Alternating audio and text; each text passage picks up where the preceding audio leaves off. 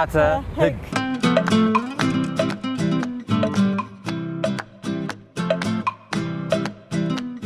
በአራዳ ክፍለ ከተማ ፍትህ ጽሕፈት ቤት ነፃ ህግ ምክር አገልግሎት የሚሰጥ መሆኑን ታውቃላችሁ። በዚህ በአራዳ ክፍለ ከተማ የፍትህ ጽሕፈት ቤትና ኮሚኒኬሽን ጽሕፈት ቤት አንድ ላይ በመተባበር በተለያዩ ርዕሶች ላይ የህግ ግንዛቤ ወይም ንቃተ ህግ ይቀርባል። በዛሬው ዕለት ደግሞ ስለ ውርስ ህግ እናስተላልፋለን ማለት ነው። ውርስ ስንል አንድ ሰው ባለመብት የሆነበትን ንብረት ሀብት የሚያስተላልፍበት በምን በኑዛዜ የሚያወርስበት ወይም የሚያስተላልፍበት ማለት ነው። ውርስ በኑዛዜ ስጦታ ይወረሳል። እንዲሁም ደግሞ በመደበኛ ወራሾች የሚወርስበት ሁኔታ ነው።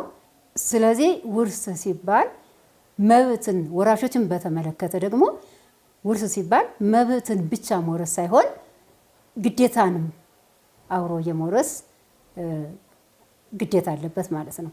የሟችን መብት ብቻ ሳይሆን ወራሽ የሚወርሰው የሟችንም ግዴታ አብሮ የመውረስ ወራሾች ግዴታ አለባቸው ማለት ነው። ምን ማለት ነው? ሟች ንብረት ሀብት አለው፣ እንደገናም እዳ ሊኖርበት ይችላል። ስለዚህ እዳውንም አብሮ የመውረስ ግዴታ አለባቸው የስጦታ ወራሾችም ቢሆን መደበኛ ወራሾችም ቢሆን። ይህን ያክል ካል ውርስ የት ነው የሚከፈተው? የት ቦታ ነው የሚከፈተው የሚለውን ስናይ ውርስ የሚከፈተው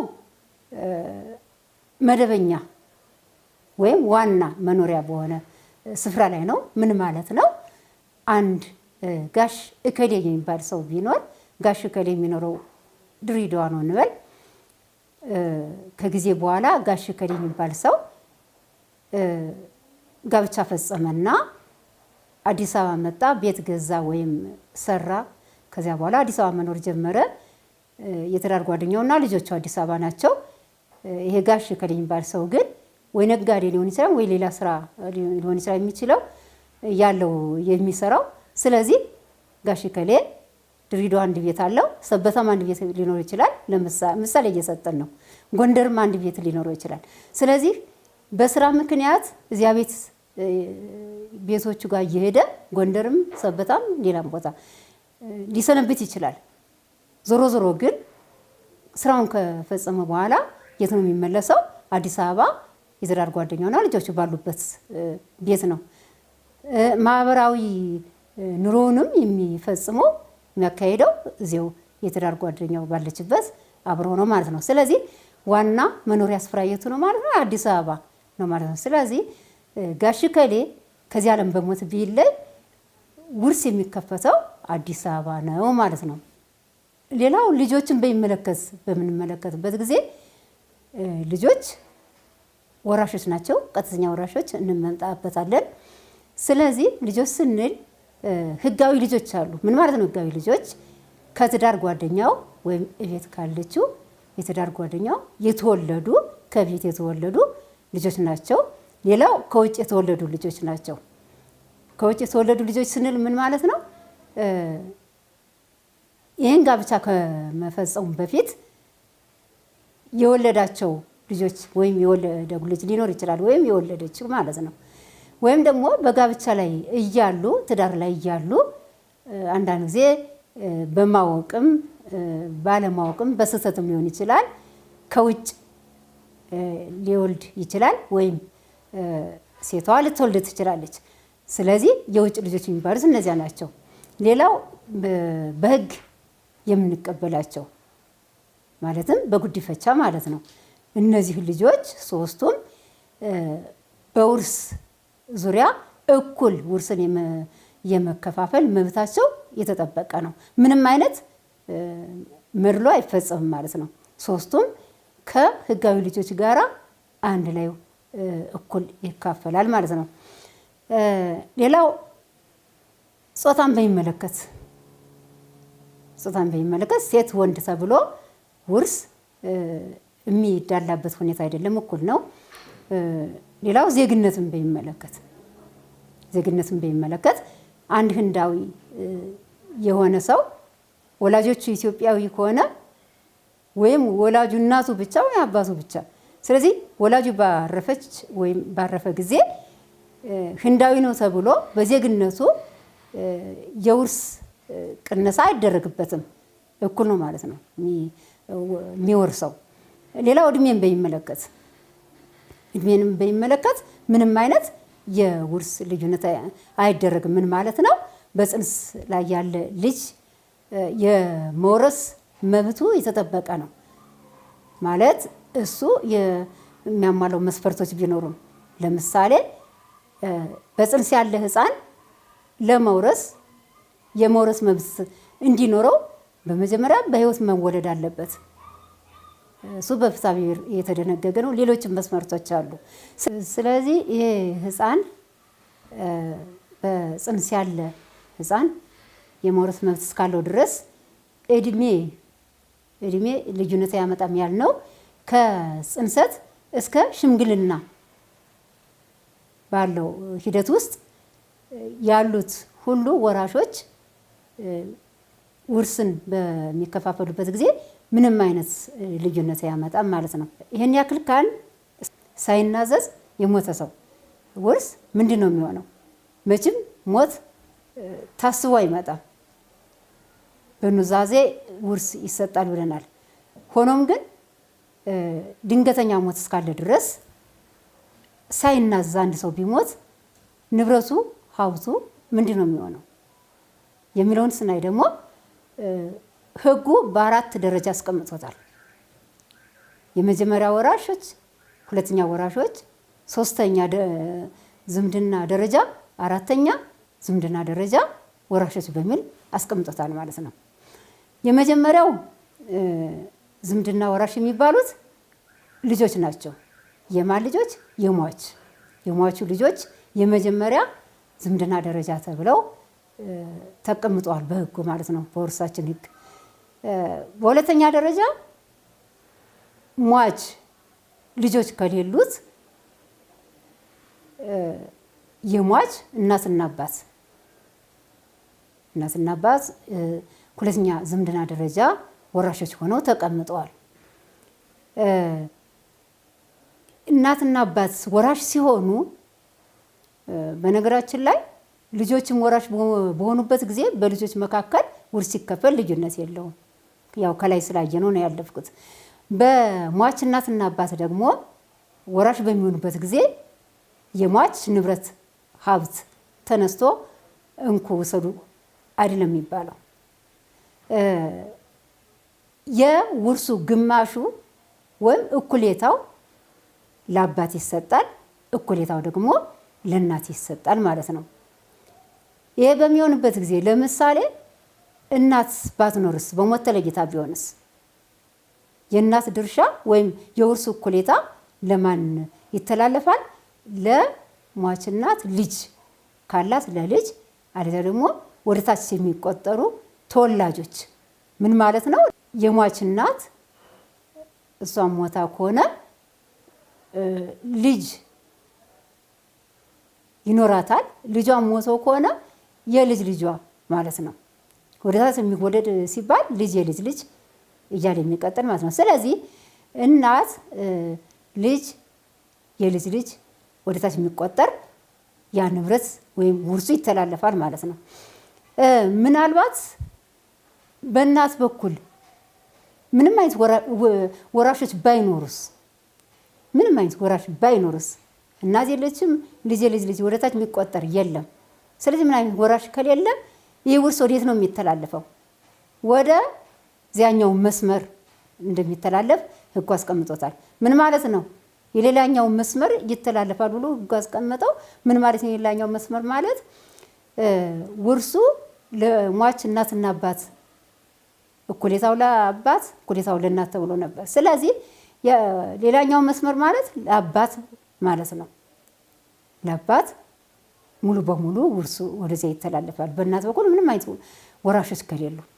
ሌላው ሶስተኛ ዝምድና ደረጃ የሚባሉት ሟች ልጅ ወደታች የሚቆጠር ተወላጆች ከሌሉት የሟች እናትና አባት ከሌሉ ወይም የሟች እናትና አባት ወደታች የሚቆጠሩ ከሌሉ ማን ነው የሚወርሰው የሚለውን ህጉ ያስቀመጠው ምንድነው? የሟች አያቶች እንደሚወርሱ ህጉ ደንግጓል። ለሟች አያቶች በሚተላለፍበት ጊዜ ያወራረሱ ሁኔታ ከላይ እንዳየነው ነው። የውርስ እኩሌታ ለአባት፣ የውርስ እኩሌታ ለእናት ይተላለፋል ማለት ነው። አሁንም ለምሳሌ ወንድ አያት በሞት ተለይተው ከሆነ ከላይ እንዳየነው የወንድ አያት ልጆች እሱን ተክተው ያን እኩሌታውን ውርስ ይወርሳሉ። ወይም ተወላጆች ወደታች ተወላጆች ካሉ ልጅ ከሌልና ወደታች ተወላጅ ካለ የውርስ እኩሌታውን አያታቸውን ተክተው ይወርሳሉ ማለት ነው። በወንድ አያት በኩል ምንም አይነት ወራሽ ከሌለ ደግሞ ከላይ እንዳየነው ወደዚያኛው መስመር ምን ማለት ነው? ወደ አያት እናት የሴት አያት ማለት ነው። ወደዚያ ይተላለፋል ማለት ነው። እና በዚህ ሁኔታ ይካሄዳል። በነገራችን ላይ እነዚህ የሚተላለፉ ውርሶች ወደ አያት ከዚያም አያት ወንድ አያት ከሌለ ለሱ ልጅ ወይም ወደታች የሚወለዱ ልጆች ብለናል። ነገር ግን ከላይ በሟች በኩል ማለት ነው በእናት በኩል የመጣ የማይንቀሳቀስ ንብረትን በተመለከተ ግን በሟች በኩል የተላለፈ በውርስ የመጣ ለምሳሌ ሟች በእናቱ በኩል የማይንቀሳቀስ ንብረት ካለው ምን ማለት ነው? ቤት በውርስም ሆነ በስጦታ በእናቱ በኩል አግኝቶ ከሆነ በኋላ እሱ ከዚህ ዓለም በሞት በሚለይበት ጊዜ እናት አባት ከሌለው አያቶች ወራሾች ይሆናሉ ብለናል። ይህ የማይንቀሳቀስ ንብረት በእናቱ በኩል ነው በስጦታም ሆነ በውርስ የመጣው የወረደው ከላይ። ስለዚህ ወደ አባት ወገን ሊተላለፍ አይችልም። የማይንቀሳቀስ ንብረት ከላይ የመጣ በስጦታም ሆነ በውርስ ያገኘውን ማለት ነው። ከዚያ በተረፈ ግን ያው እስካሁን እንደዘረዘርናቸው 3 ዝምድና ደረጃዎችን አይተናል። ሌላው 4ኛ ዝምድና ደረጃ ህጉ ያስቀመጠው ምንድነው? እነዚህ 3ኛ ደረጃ የተቀመጡ ወራሾች ከሌሉስ እንግዲህ ሟች ምንም ነገር ልጅ ከሌለው እናት አባት ከሌሉት ወደ ላይ የሚቆጠር የእናት አባት ደግሞ የልጅ ከሌላቸው ሁለቱም እነዚህ ሁሉ ከሌሉ ነው አያቶች ይወርሳሉ ያልነው። ስለዚህ እነዚህ አያቶችስ ባይኖሩ ከሌሉ ማን ወራሽ የሚሆነው የሚለውን ደግሞ ያስቀመጠው በ4ኛ ደረጃ ያስቀመጠው ማነው? የሟች ቅድመ አያት። መነሻችን ምንጊዜ ሟች ነው። የሟች ቅድመ አያት ወራሽ እንደሚሆኑ ተደንግጓል ማለት ነው። የውርሱን አከፋፈል በሚመለከት ከላይ እንዳየነው ነው። እኩሌታው ለሴት ቅድመ አያት ለሆነችው፣ እኩሌታው ደግሞ ለወንድ የሟች ቅድመ አያት ይሰጣል ማለት ነው። ምንም አይነት ልዩነት አይደረግም። ለምሳሌ ሴቷ ቅድመ አያት ከሌለች ከላይ እንዳየነው ልጅ ካላት ለልጅ ካላት ለልጅ ከሌላት ለልጅ ልጅ ከላይ ስላየነው ማለት ነው። በዚህ ሁኔታ የወራሾችን ማለት ያለ ኑዛዜ አንድ ሰው ቢሞት ወራሽ የሚሆኑ ወይም የውርስ መብት ያላቸው እነማን ናቸው የሚለውን ህጉ አስቀምጧል። ሌላው የምናየው ልዩ ልዩ ኑዛዜዎችን ነው የምናየው። ህጉ የኑዛዜ አይነቶችን በ3 ደረጃ አስቀምጧቸዋል። እነሱም በግልጽ የሚደረጉ ኑዛዜ፣ በተናዛዡ ጽሑፍ የሚደረግ ኑዛዜ እና በቃል በማን ቃል? በተናዛዡ ማለት ነው የሚደረጉ ኑዛዜዎች ብሎ አስቀምጧል። በግልጽ የሚደረጉ ኑዛዜዎች ምንድናቸው የሚለውን ስናይ ተናዛዡ እየተናገረ ምን እየተናገረ? ኑዛዜውን ማለት ነው።